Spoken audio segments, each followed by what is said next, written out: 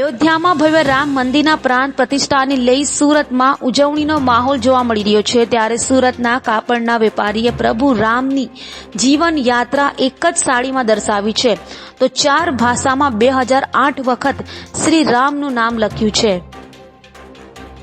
અયોધ્યામાં રામલલ્લાની પ્રાણ પ્રતિષ્ઠાને લઈ સુરતના કાપડ વેપારીએ અનોખી સાડીઓ તૈયાર કરી છે। કાપડના વેપારી દ્વારા એક જ સાડી પર આખી રામાયણ તૈયાર કરી છે, જેમાં પ્રભુ શ્રી રામના વનવાસથી લઈને ફરી અયોધ્યા પધારી રાજ્ય અભિષેક સુધીની ચિત્રાત્મક સાથે અદ્ભુત સાડી તૈયાર કરી છે।